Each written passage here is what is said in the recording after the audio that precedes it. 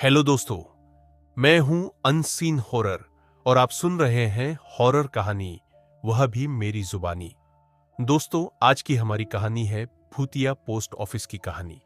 लेकिन कहानी शुरू करने से पहले बस मेरी आपसे इतनी गुजारिश है कि आप अगर इस कहानी को पूरा सुनेंगे तो आपको सच में बहुत ज्यादा मजा आने वाला है। साथ ही अगर आप पहली बार हमारे इस चैनल पर आए हैं तो चैनल को अभी सब्सक्राइब कर लीजिए। ऐसा करने से हमारी और आपकी नजदीक बढ़ जाएगी और आगे आने वाली वीडियो आप तक आसानी से पहुंच जाएगी। तो ज्यादा समय न लेते हुए जल्दी से शुरू करते हैं। दोस्तों, गांव के बीचों बीच बना पुराना पोस्ट ऑफिस बरसों से वीरान पड़ा था। लोगों का कहना था कि रात के वक्त वहां अजीबोगरीब घटनाएं होती थी। पुराने जमाने में यह पोस्ट ऑफिस गांव के सबसे व्यस्त स्थानों में से एक था, लेकिन एक खौफनाक घटना के बाद इसे बंद कर दिया गया। कहानी 30 साल पहले की है। पोस्टमास्टर रामलाल हर रात डाक छांटने का काम करते थे। एक रात जब वह अकेले काम कर रहे थे, उन्हें लगा कि कोई उन्हें घूर रहा है। जैसे ही उन्होंने सिर उठाया, उन्होंने एक साया देखा। रामलाल ने सोचा कि यह उनका भ्रम होगा और काम में लग गए। लेकिन तभी वह साया उनके करीब आता गया।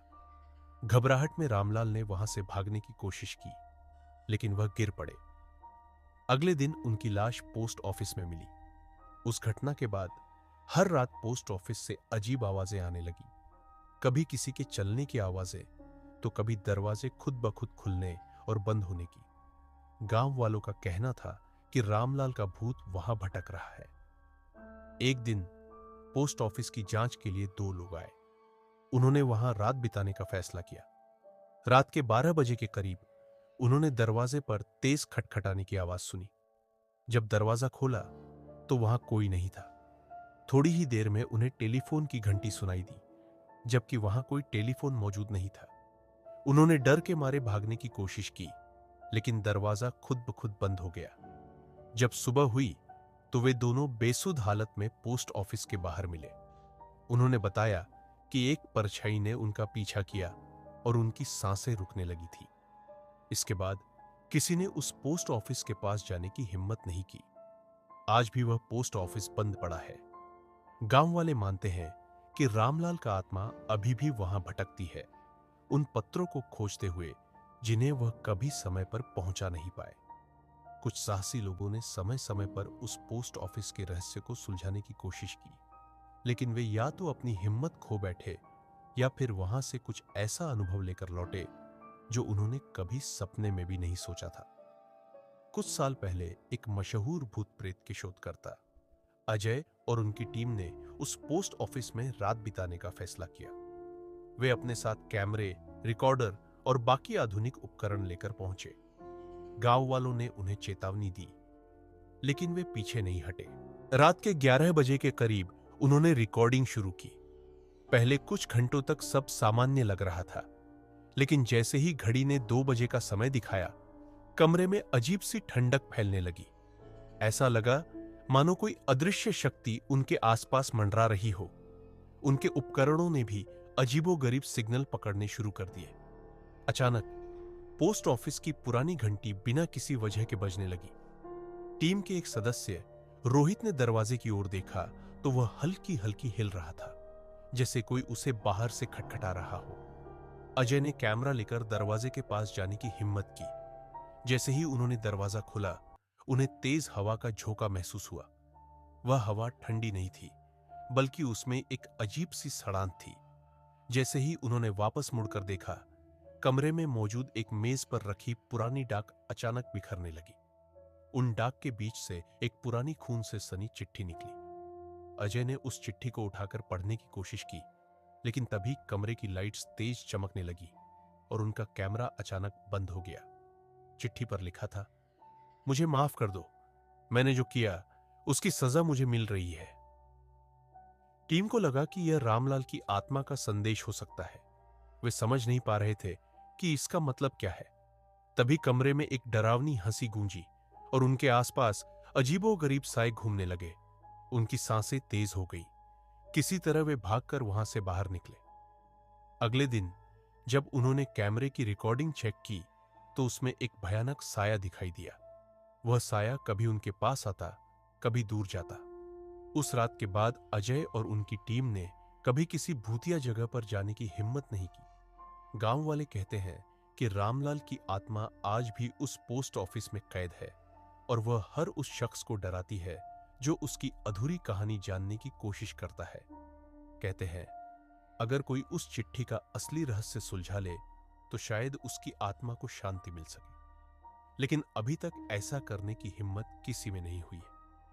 पोस्ट ऑफिस अब भी खामोश खड़ा है, लेकिन रात के समय वहां से आने वाली रहस्यमयी आवाजें किसी की भी रीढ़ में सिहरन पैदा करने के लिए काफी है।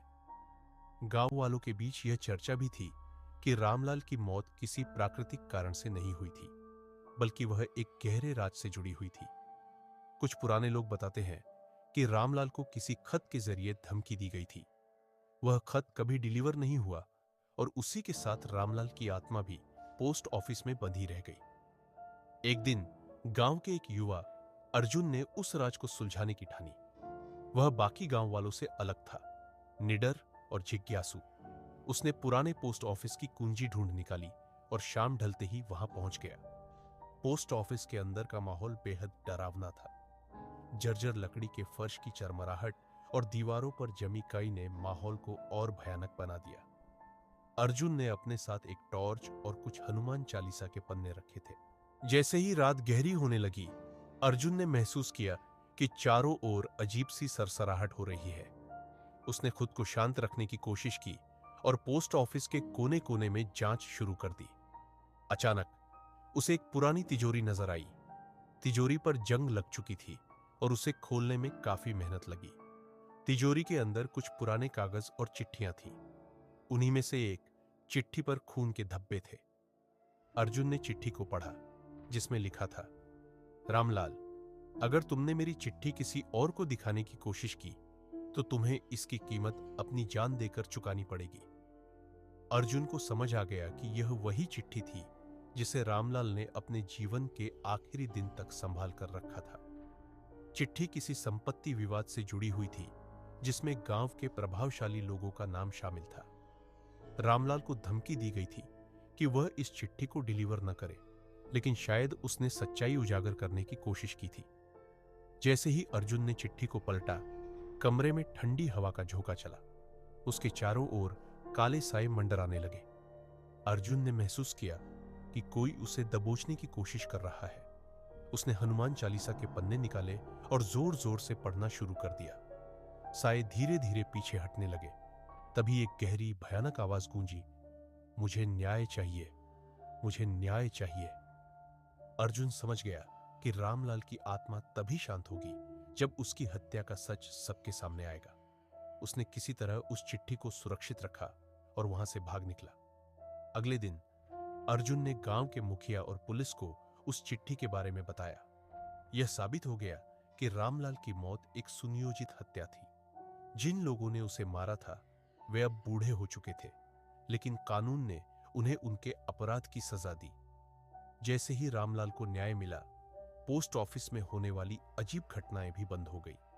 गांव वाले कहते हैं कि उस दिन पहली बार पोस्ट ऑफिस पर सुबह की धूप ने उसे उज्जवल और शांतिपूर्ण बना दिया। अर्जुन की हिम्मत ने न केवल एक पुराना राज सुलझाया, बल्कि रामलाल की आत्मा को भी मुक्ति दिलाई। आज भी वह पोस्ट ऑफिस गांव का हिस्सा है, लेकिन अब वह सिर्फ एक पुरानी इमारत है, भूतिया नहीं।